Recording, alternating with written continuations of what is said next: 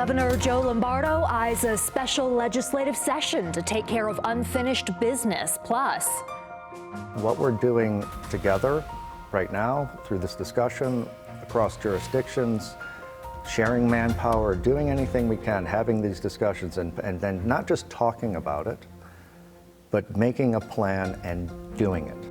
Part 2 of our children and traffic safety conversation focuses on a rise in collisions involving e-bikes and e-scooters. That's this week on Nevada Week.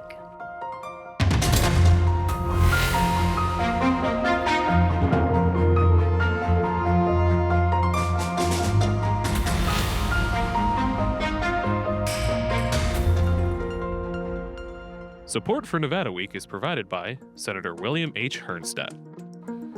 Welcome to Nevada Week. I'm Amber Renee Dixon. In October, Governor Joe Lombardo said he'd call a special session of the state legislature in order to, quote, finish what the legislature left unfinished.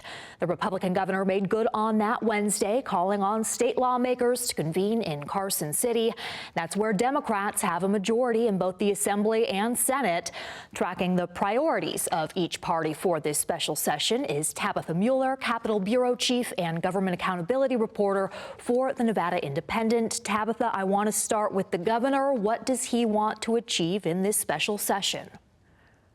I think what the governor wants to achieve is what he's laid out in that proclamation, right? It's saying, hey, this is my priority. This is what we need to get across the finish line as soon as possible. And I think what's critical when you think about this situation is that what happens in the special session is going to carry into the 2026 election cycle, right? What he passes, what he signs, what Democrats pass, all of this is going to set the stage for future elections. And I think at the top of his list is his crime bill. That's his crime legislation, which died in chaotic final hours of the legislative session. And it's the film tax measure, right? This is a proposal that was brought by 2 Democratic Assembly members who have said that it is a way to bring a new industry to Southern Nevada. What about that crime bill stands out to you? What would it change?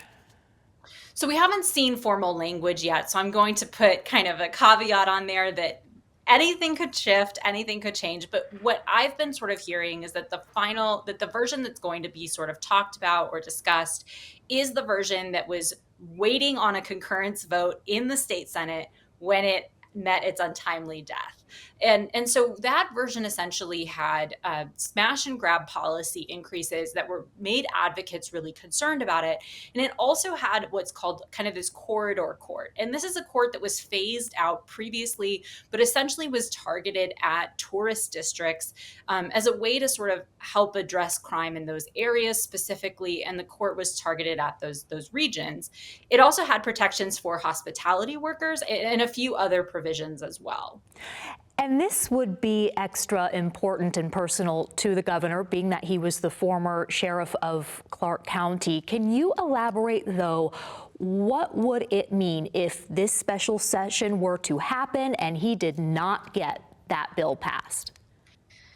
I think that sort of leaves the governor in this politically tenuous position where this was his main priority, right? And the legislation was watered down during the 2025 session. It originally had addressed a bunch of different measures, including raising felony theft thresholds. So if it doesn't get across the line, if it's not something, then what is he going to run on in 2026, right? He had sort of campaigned on, I'm going to make public safety an issue.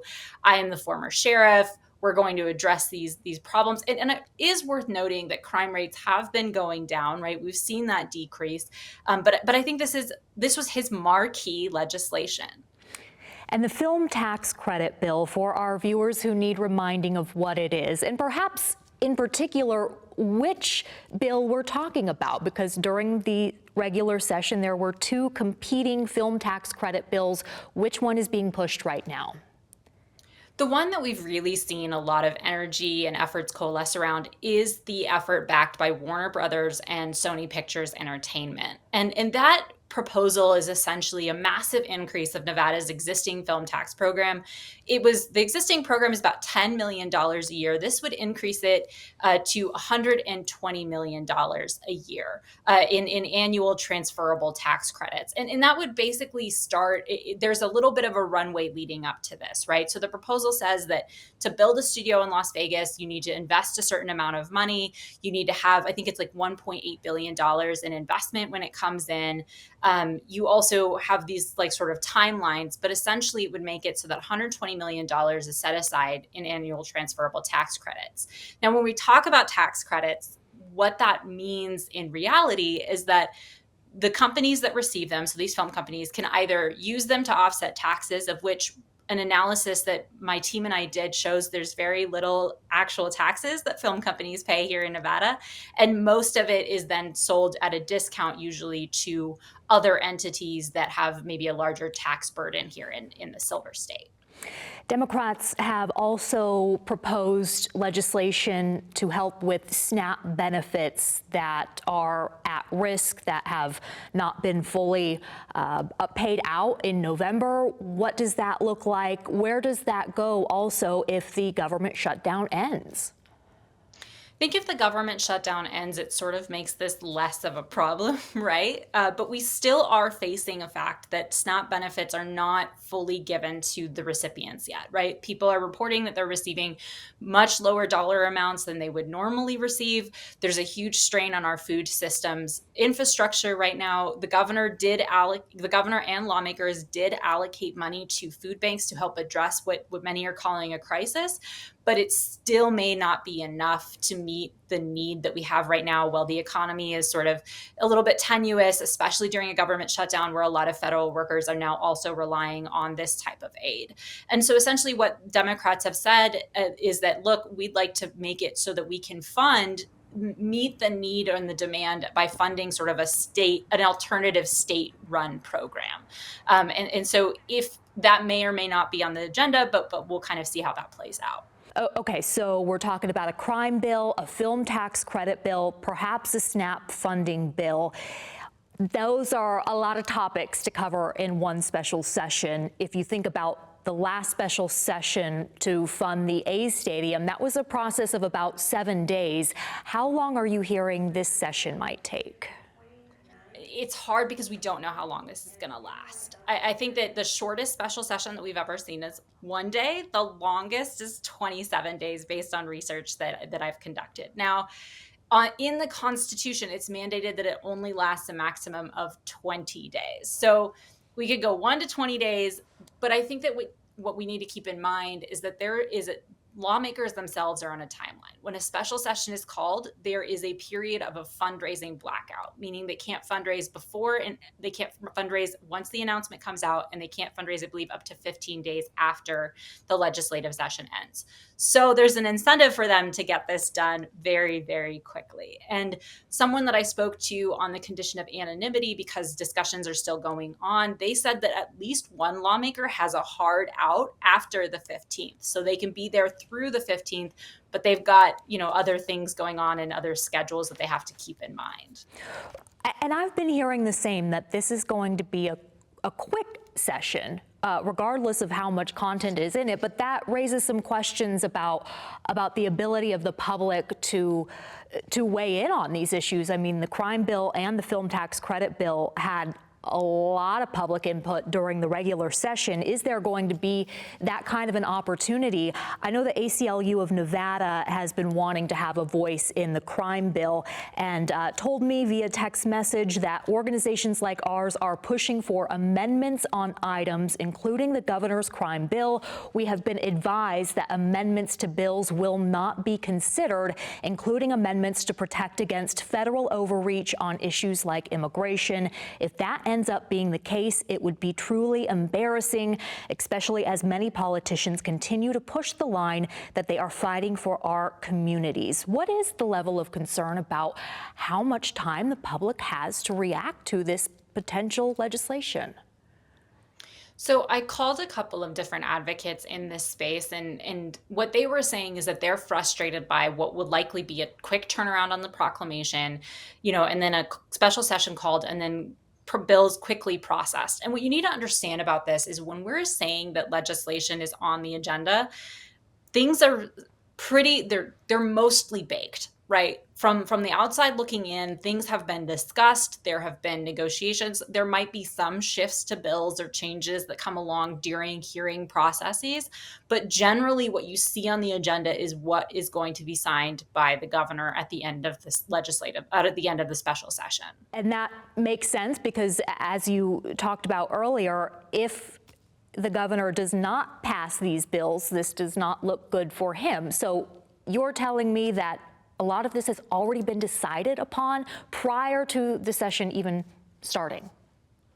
Right. And there will be, bill hearings and conversations about it. But I think what we sort of heard from folks who are on the outside looking in is this frustration of like, we want to have more dialogue. Now, my understanding is that there has been dialogue going on behind the scenes, right? I think that the ACLU acknowledged that and said, look, we've been pushing for this. We've been advocating for change. But it'll kind of depend on what how it plays out and what's in those actual bills as they're introduced. All right, Tabitha Mueller of the Nevada Independent, thank you for joining Nevada Week. Thanks so much for having me. And the Indy recently did a fact brief about our next topic, finding that injuries from collisions involving e-bikes are increasing across the country. The Las Vegas Metropolitan Police Department says so far this year, at least 3 e-bike users and 5 e-scooter users have died in traffic collisions, and some of them were children. Collectively known as e-devices, e-bikes, and e-scooters were the focus of part 2 of our children and safety traffic discussion with Deputy Chief Jose Hernandez of the Las Vegas Metropolitan Police Department, Lieutenant Mike Campbell of the Clark County School District Police Department, Jennifer Group, Coordinator for Safe Routes to School, and Rebecca Dirks Garcia, board member of the Nevada PTA. Nearly half the kids that are at fault for the crashes that we're seeing in our school district, school zones, are on e-devices, on e-scooters, on the bikes. If you're under 18, the law now says you have to wear a helmet. That's not being done. It's a fresh law. It's going to take time, but again, the speed of those vehicles, we're already having enough issues with the kids that are pushing the scooters, that are riding regular bicycles under their own power. Now you're adding a whole nother category of having to be so skilled to understand how to stop fast enough, how to maneuver around things, and that doesn't even factor in when you start adding more kids on devices that they're not supposed to be on. It should be one person to one device, and nobody thinks about the other things with that. Is like, is that device, well, how much weight can that device hold? And everything has a weight. So if you add another person, you're probably over the weight, it might break. But on the thing with traffic safety is if something pops out, if a car pops out or a person's crossing and you're doing 35 or so with another person on your e-bike, those brakes on that bicycle are only made to stop the weight that is recommended. So if you add another 150 pounds to it and an unskilled driver who doesn't have any helmets on, it's just an absolute recipe for disaster. We see that a lot with students doing 2 per a device where there should just be 1 rider. So that's a message we want to just come across if you see the parents, to educate and for our students to realize that the importance of following the rules of that device, that 1 per. And we even see parents picking up students on e-scooters and regular scooters because it's convenient and it's quicker because they can zip in and out of traffic, and they're putting their kids on the back of them and taking them to and from school as well. Noted most of the time not wearing a helmet, unfortunately. Yeah. And I think one of the challenges with this as well is we have to recognize the reason behind some of this. It is convenience, but it's also cheaper. And for a lot of, CCSD says if you live under 2 miles, you're not going to get a bus. If you want to go to a magnet school out of a zone, you're not going to get a bus. If you have work at certain times of day, parents can't pick up, drop off. If you're trying to get a high school kid to get to an elementary school within that 10-minute window to get your kid. A scooter is going to do it a lot. Electric scooter is going to do it a lot faster than walking. And so I think part of what's driving all of this is not just fun, it's real family needs, challenges with economy and timing and jobs and all these types of things. So we need to recognize that it's not going to go away, and instead focus on all the ways that we can make it safer. For me, one of the things that I've seen is I don't understand why all these are flowing into a school zone, and I've seen not a single staff member at my daughter's high school say a peep about, where's your helmet? Why do you have 2 kids on this? And those are things to me that if you're on a school campus, then it should be well within the limits of the school to say, you're not riding on this campus if you don't have a helmet. You're not riding on this campus with 2 kids on that device. And that there should be intervention and also education so that they know that it's not going to be allowed. There are proposals right now that I've assisted with that they're discussing right now, so I agree with you. Anytime there's an adult involved anywhere, a kid is going to be safer for the most part, especially with traffic safety. We have a crossing guard out there, we have more staff members, we have more police, we have anybody being patient or slowing down that just has the knowledge or the forethought that can say, what could happen if I don't do this? But we are discussing that. I'm a proponent for that. I'm trying to push for, obviously they can't have those certain e-devices on the road as it is. They can't have the motorcycle. They can't have the bicycle over 750 watts. They can't have a scooter that goes faster than 20 miles an hour or is over 150 pounds. How well aware are people of that some of these aren't even legal? Well, we're sharing with it. We're across all jurisdictions. We've done a PSA with Henderson. We're planning on doing plenty with Las Vegas Metropolitan. It is out there. Safe Routes put together a whole guide about bikes, which is awesome. That should be shared. We sent it out in the Weekly Wire, the school district did in the beginning of the year.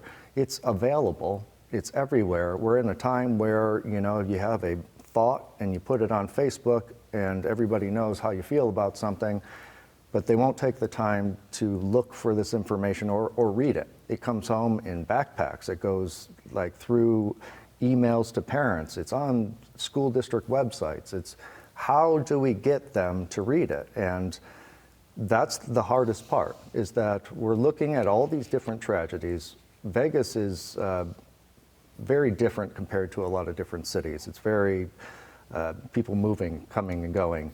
So they're learning about the law, then they're leaving. And then people are coming in where it was different. And it's happening so often, but then we're just glazing by all of these things that are just traumatic tragedy, just because that's all that life is now. Social media, the news, is just really, that's the things that gather people's interest, is the worst thing that happened that day. Oh, I want to read about that, but I won't read about what the best thing was or how to keep myself safe. And there are plenty of laws that are being added every year to drivers, to everything else, and it's incumbent of them that they read them, because you're out on the road, you're driving that multi-thousand-pound vehicle, and even if you're not under the influence, which we hope you aren't, Vegas is very fast-paced. There's a lot of lanes. They're wide, they're big, they're straight. There isn't a lot of curves, and all these things added together, it just goes back to that same thing. We have to slow down. We have to work together, and law enforcement is doing it. We're partnering with Safe Routes. We listen to the parents. We're doing everything right. We just need to do it more, I guess. Metro, from your perspective, from the Metropolitan Police Department's perspective, do you just start giving out more tickets? Absolutely. For people driving these that are illegal? Absolutely. And are you doing that? Absolutely. We have, for us, this is a zero tolerance approach to unsafe driving. I mentioned several causal factors that we've identified, and those are violations that you will absolutely get a citation for.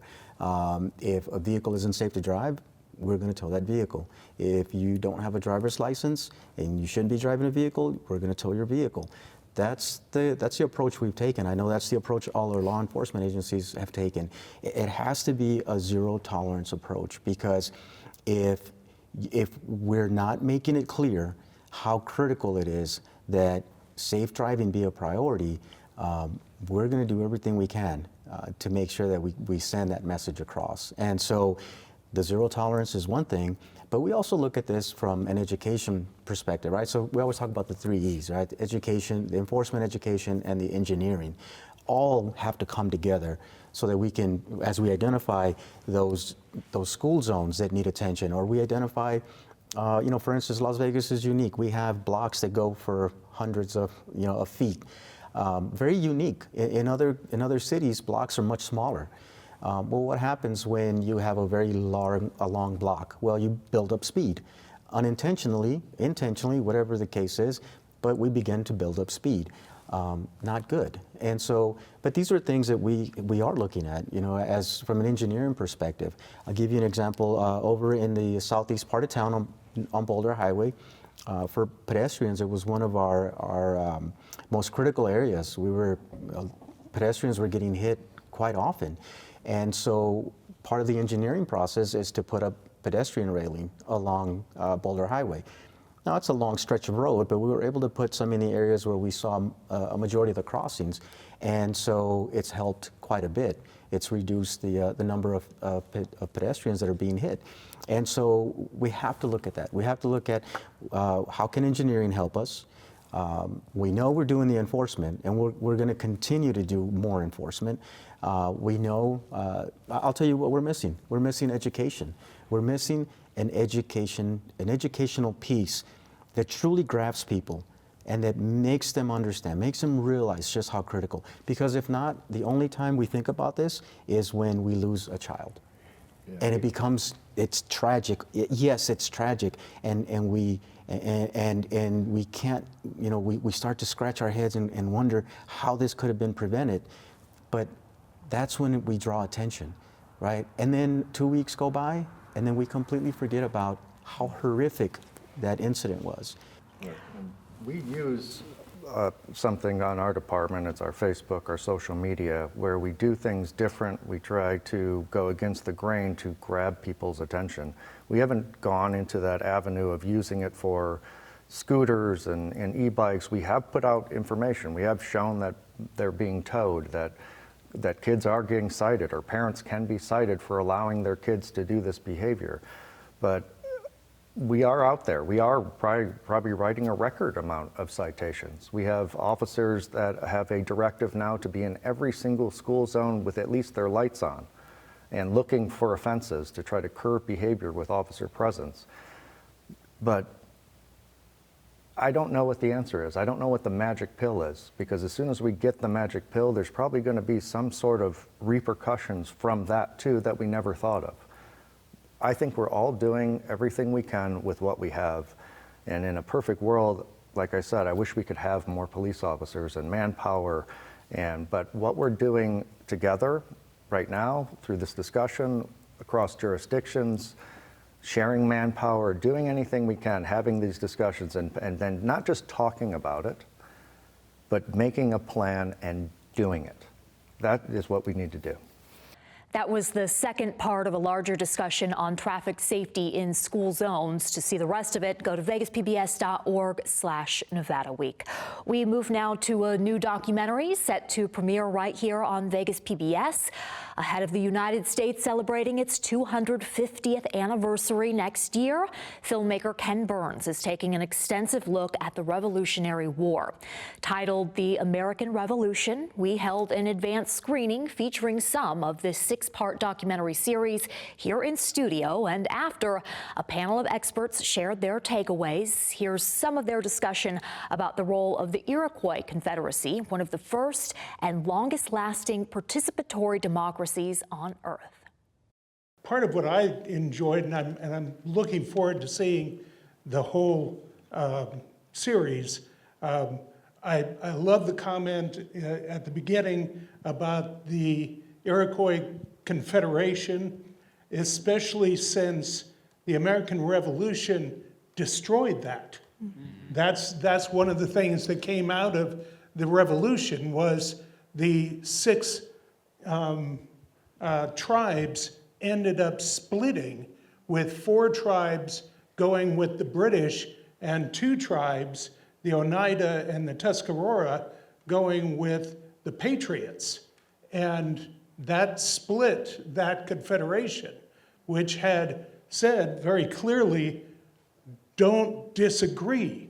Well, that's what happened. And it's going to be interesting to see how that is handled. You brought up how what we are taught in elementary school is a lot of pride, and yeah, we gave it to the British. But there are a lot of misconceptions about, I guess, unity, like we just discussed. The Iroquois Confederacy that you brought up as a democracy, how influential was that in the creation of this democracy, and how well understood do you think that is, AB? That one is somewhat debated because some people will say, well, Benjamin Franklin and others were looking at the Haudenosaunee or the Iroquois Confederacy and saying that look at how they're united. At first there's 5 tribes and they add the Tuscarora as the 6th. There's no primary source that says that they exactly copied that confederacy, but it's very clear that Franklin and others who were there at the Albany Plan, they're also meeting with Native peoples at that conference there, and they knew about their strength in numbers, and so it was interesting to see a lot of this and saying, oh, I teach that. Oh, I tell my students that's the first meme up there is the divided snake, you know, and they get a kick out of that, but it failed, right? And yeah, I think that it's really interesting that Mark brings up that this war breaks that confederacy, and out of it rises the 13 colonies that come together. The American Revolution premieres Sunday, November 16th, right here on Vegas PBS. Each of the 6 episodes starts at 8 p.m. for 6 consecutive nights. For more information on other ways you can watch, go to vegaspbs.org/Nevada Week, and I'll see you next week on Nevada Week.